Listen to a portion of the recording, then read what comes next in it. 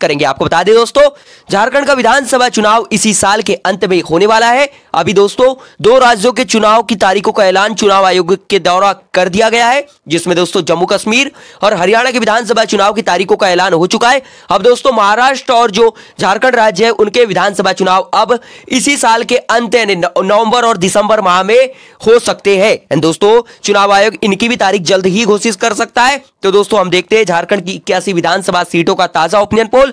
हम जानेंगे कि अगली सरकार झारखंड राज्य के अंदर किसकी बन सकती है ताजे ओपिनियन पोल के अनुसार। आपको बता दें दोस्तों, मौजूदा समय में वर्तमान समय में झारखंड राज्य के अंदर कांग्रेस गठबंधन इंडिया की सरकार है, जिसमें यहां की क्षेत्रीय party Jharkhand Mukti Morcha party, Congress party और आरजेडी पार्टी और सीपीआईएम पार्टी सहयोगी दल रूप में यहां पर सरकार चला रहे हैं।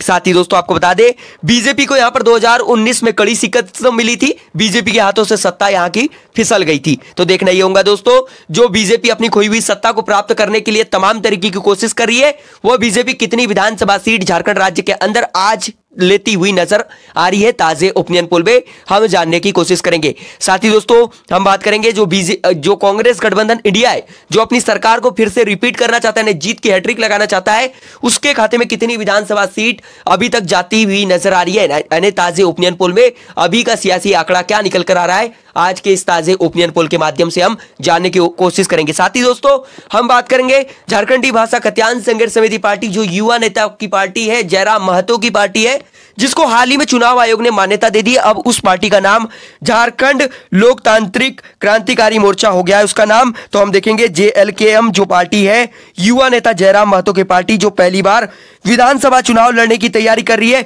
तो उसके खाते में कितनी विधानसभा सीट जा सकती है। साथ ही हम अदर पार्टियों की भी बात करेंगे, जो छोटे छोटे झारखंड के अंदर जो छोटी छोटी पार्टियां हैं, जिन्होंने अलग अलग मोर्चे भी बनाए हैं बीजेपी और कांग्रेस को टक्कर देने के लिए, तो उनके खाते में कितनी विधानसभा सीट जा सकती है। तो दोस्तों आपको बता दें, झारखंड के अंदर बहुमत का आंकड़ा 41 विधानसभा सीटें। अगर से दोस्तों किसी भी पार्टी को झारखंड राज्य के अंदर 41 विधानसभा सीटों पर जीत दर्ज करना पड़ेगा, तभी वह पार्टी अपनी पूर्ण बहुमत सरकार बना सकती है और अपना मुख्यमंत्री झारखंड राज्य को दे सकती है। तो चलिए जानते हैं ताजे सर्वे ओपिनियन पोल में कौन सी पार्टी का गठबंधन बहुमत का आंकड़ा पार करता हुआ नजर आ रहा है। सबसे पहले हम बात करते हैं झारखंड के कोडरमा जिले की।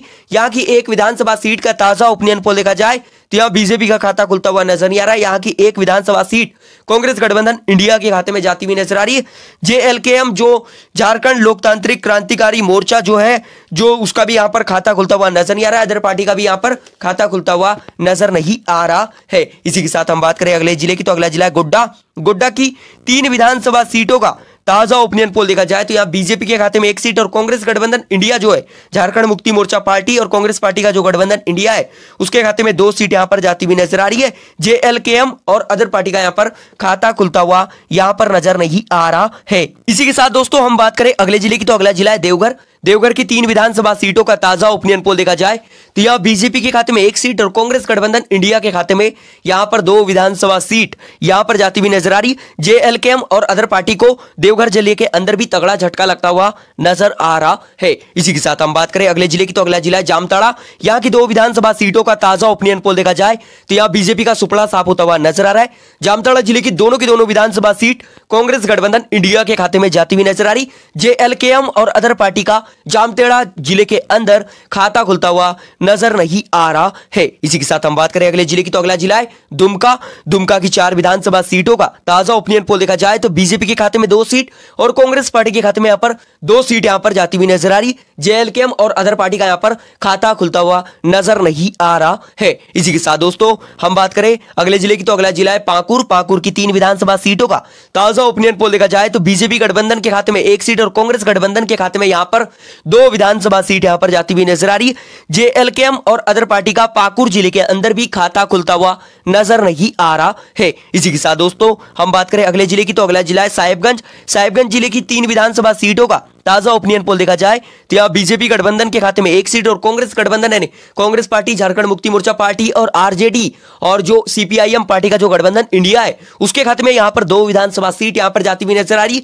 युवा नेता जयराम महतो की पार्टी, झारखंड लोकतांत्रिक क्रांतिकारी मोर्चा जो पार्टी है, उसका भी यहाँ पर खाता खुलता हुआ नजर नहीं आ रहा है। अदर पार्टी का भी यहाँ पर खाता खुलता हुआ नजर नहीं आ रहा है। इसी के साथ हम बात करें अगले जिले की, तो अगला जिला है हजारीबाग। हजारीबाग जिले की 4 विधानसभा सीटों का ताजा ओपिनियन पोल देखा जाए तो बीजेपी के खाते में 1 सीट, कांग्रेस